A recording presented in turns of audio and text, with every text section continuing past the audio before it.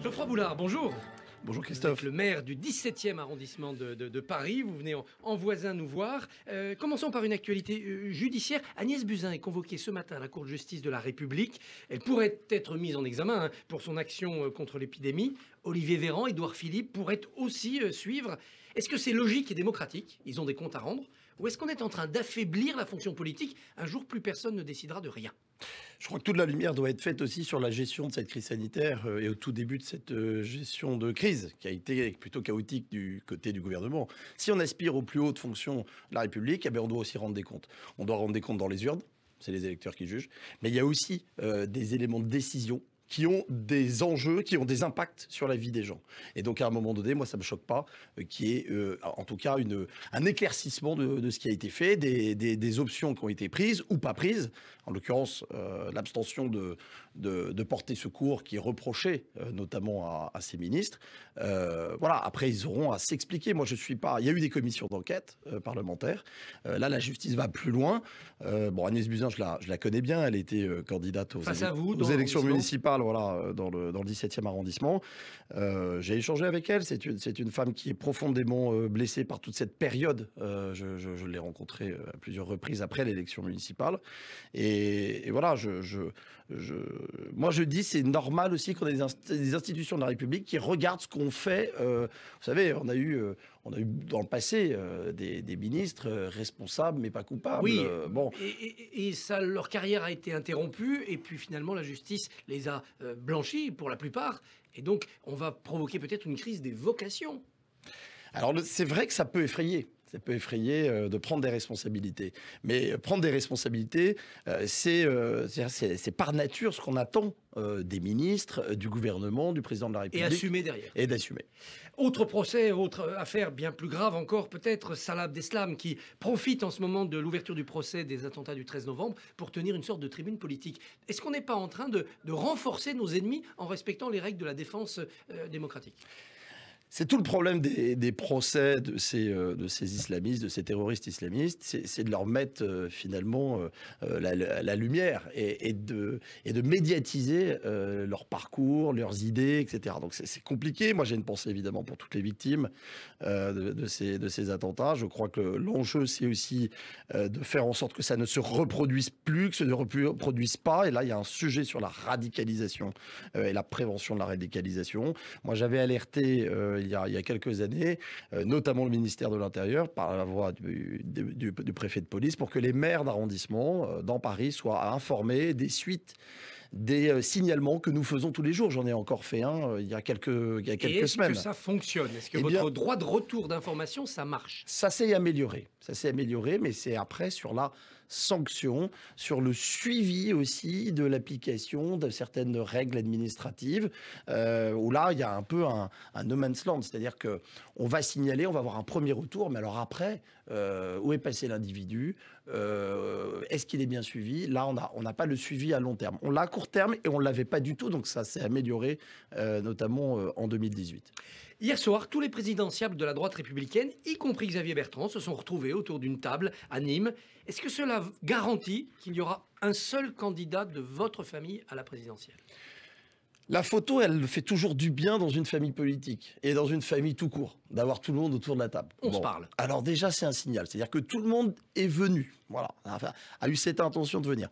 Je crois que l'unité, elle est importante. Mais ce qui surtout est important au-delà des candidatures, il y en aura sans doute d'autres d'ici la fin de l'année. On est maintenant habitué à ce feuilleton présidentiel qui ne fait que commencer. Nous ne sommes que le 10 septembre. Moi, je crois que ce qui est important, c'est de travailler sur le fond. Qu'est-ce que la droite républicaine a à dire pour changer le pays, pour améliorer la situation des Français, pour redonner son éclat peut-être à la France au niveau international. C'est quoi le message? Et je pense que c'est ça dont on doit parler, parce que si on s'épuise dans les candidatures individuelles des uns et des autres, semaine, jour après jour, on va surtout épuiser les Français. Alors, ils ont travaillé, ces présidentiables, ils ont des idées, mais on est aussi en attente d'une méthode. On voudrait savoir comment vous allez les départager. Vous attendez quoi? Les sondages de la mi-janvier? Est-ce qu'il faudra une primaire avant, fermée, ouverte? Est-ce que vous avez la méthode de départage?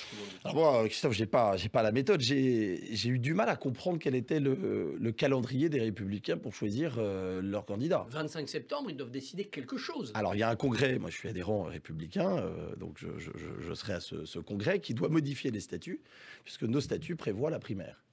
Il y a un sondage qui est en cours, ça ne vous a pas échappé, qui interroge les 15 000, un panel de 15 000 sympathisants sur primaire ou pas primaire, et qui, je crois, va aussi tester la popularité d'un certain nombre de candidats. 25 septembre, on devrait y voir plus clair, mais les Républicains, Christian Jacob a été très clair, d'ici fin novembre, il veut que le candidat soit désigné. Moi, je suis plus réservé. On a vu par le passé que l'élection présidentielle, elle se cristallisait début janvier en général. Je pense qu'il faut prendre du temps. Il faut prendre du temps parce qu'aujourd'hui, on n'a pas rassemblé toute la famille sur l'idée de la primaire. Pour qu'une primaire soit réussie, il faut qu'il y ait du monde qui vienne voter.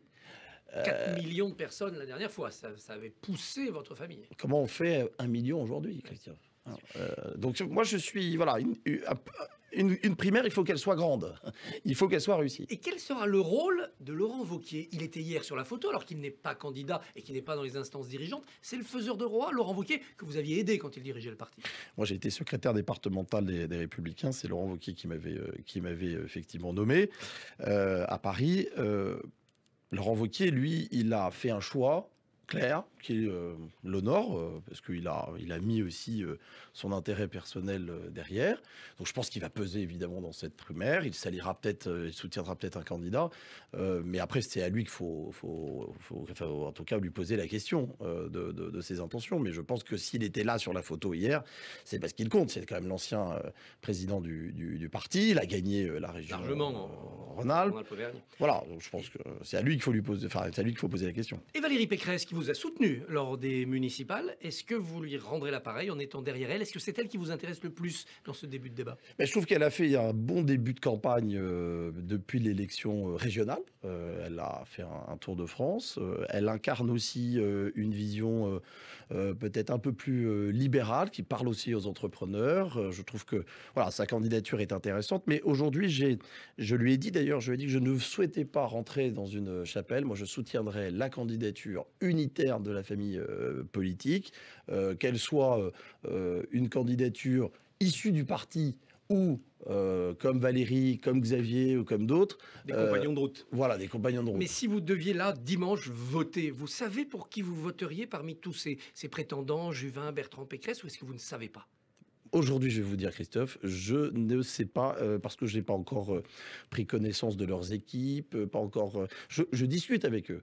Mais je trouve que c'est trop tôt, en fait, qu'on se positionne, parce qu'on se positionne souvent pour des personnes et on a toujours du mal à aller chercher l'intérêt du pays. On joue pas une primaire d'accession en Ligue 1, là. Là, c'est quand même la Ligue des Champions qui nous attend et il nous faut le meilleur. Donc, on va prendre le temps quand même de le choisir. Et dans cette Ligue des Champions, est-ce qu'Éric Zemmour a sa place pour animer le débat? Est-ce qu'il faut décompter son temps de parole? Est-ce qu'il faut qu'il clarifie sa situation, candidat ou pas, quoi?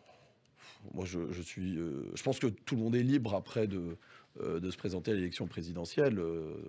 Je crois qu'Éric Zemmour entretient une espèce de teasing. Bon, et à un moment donné, est-ce qu'il est candidat, est-ce qu'il n'est pas candidat? C'est plutôt son intérêt de se positionner assez vite, hein, parce que... Ça devient un peu ridicule. Oui, je trouve que ça rime à rien. Et puis surtout, moi, j'ai hâte d'entendre ses propositions pour la France, parce que j'admire son talent oratoire, notamment sur les plateaux. Il dénonce beaucoup, il propose peu. C'est une chose, voilà, c'est une chose d'être sur un plateau, c'est une autre chose que d'aller sur un marché ou d'aller à la rencontre des Français dans les usines et de leur proposer un chemin. Anne Hidalgo proposera peut-être un chemin dimanche. Elle est à Rouen. Elle devrait annoncer sa candidature à la présidentielle. Est-ce une bonne chose pour les Parisiens de retrouver un maire de dimension présidentiable, comme au temps de Jacques Chirac, ou est-ce qu'elle les abandonne?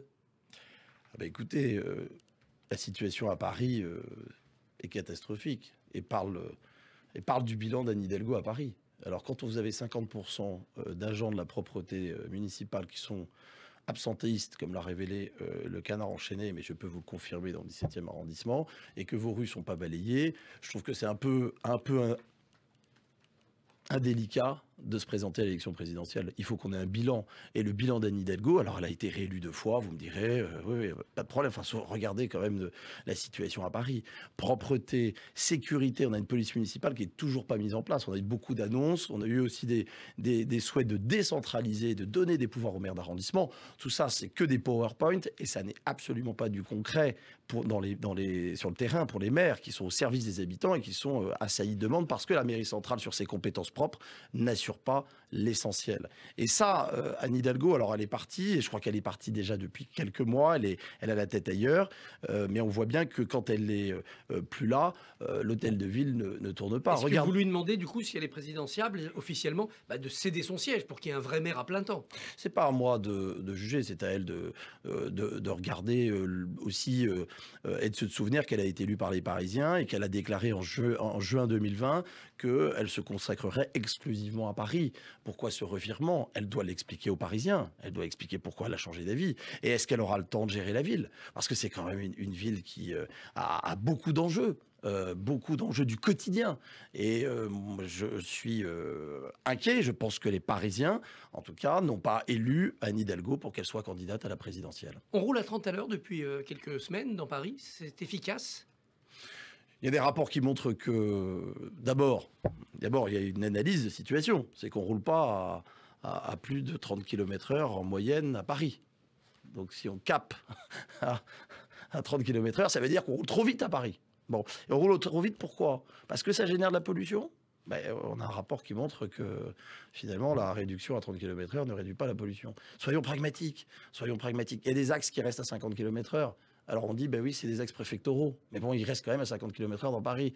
Bon, tout ça manque de cohérence. Il y a beaucoup d'idéologie pour finalement ne pas améliorer le quotidien des Parisiens et des habitants dans la zone dense. Geoffroy Boulard, merci. Bonne journée. Merci Christophe.